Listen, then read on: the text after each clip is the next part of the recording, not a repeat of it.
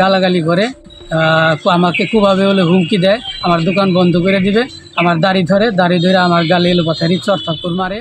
মানিকগঞ্জের ঘিওর উপজেলায় চাঁদা না দেওয়ার কারণে দাড়ি ধরে টানাটানি, অকথ্য গালাগালি সহ মারধরের অভিযোগ উঠেছে নাসিম ভূঁইয়া নামের এক ব্যক্তির বিরুদ্ধে।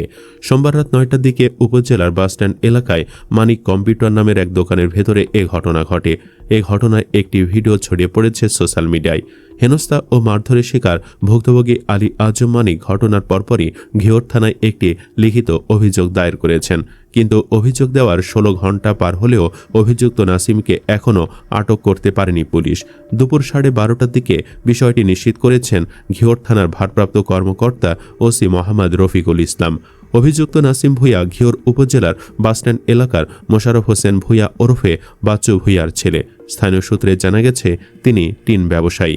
লিখিত অভিযোগ ও পুলিশি সূত্রে জানা গেছে অভিযুক্ত নাসিম বিভিন্ন সময় ভুক্তভোগী আলী আজম মানিকের দোকানে নানা ধরনের কাজ নিয়ে আসত, কিন্তু কাজ শেষে কখনো ঠিকমতো টাকা পরিশোধ করতেন না। পাওনা টাকা চাইলে বরং নানাভাবে ভয়ভীতি ও হুমকি দেওয়া সহ উল্টো চাঁদা দাবি করেন।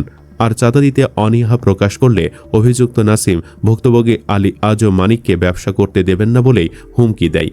রাতে জরুরি কিছু কাজ নিয়ে আলী আজম মানিকের দোকানে আসে নাসিম। এ সময় অন্য এক গ্রাহকের কাজ নিয়ে ব্যস্ত থাকায় তাকে অপেক্ষা করার জন্য বলায় ক্ষিপ্ত হন নাসিম।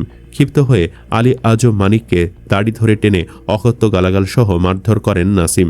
এক পর্যায়ে ভুক্তভোগী দোকানদার আলী আজম মানিককে মেরে হাত পা ভেঙে দেওয়া সহ ব্যবসা করতে দেবে না বলে হুমকি দিয়ে সেখান থেকে চলে যান অভিযুক্ত নাসিম। পরে ভুক্তভোগী কিছুক্ষণ পরই ঘিওর থানায় একটি লিখিত অভিযোগ দায়ের করেন। অভিযোগ পাওয়ার পর এ ঘটনায় আইনি ব্যবস্থা নেওয়া হবে বলে জানায় পুলিশ।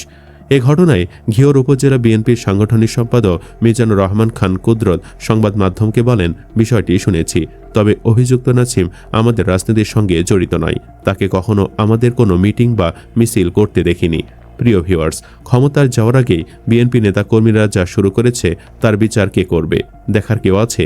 প্রশাসন যদি শক্ত হাতে এগুলো মোকাবেলা না করে দেশের মানুষ কার কাছে বিচার চাইবে? এই নেতাকে অতি বিলম্বে গ্রেফতার করে শাস্তির আওতায় আনা হোক। আপনিও বিচার চাই লিখে আওয়াজ তুলুন। প্রশাসনের কান খাড়া করতে হবে। ভিডিওটি শেয়ার করে সবাইকে দেখার সুযোগ করে দিন। সেই সাথে আমাদের চ্যানেলে নতুন হয়ে থাকলে সাবস্ক্রাইব করে আমাদের সাথেই থাকুন। ধন্যবাদ।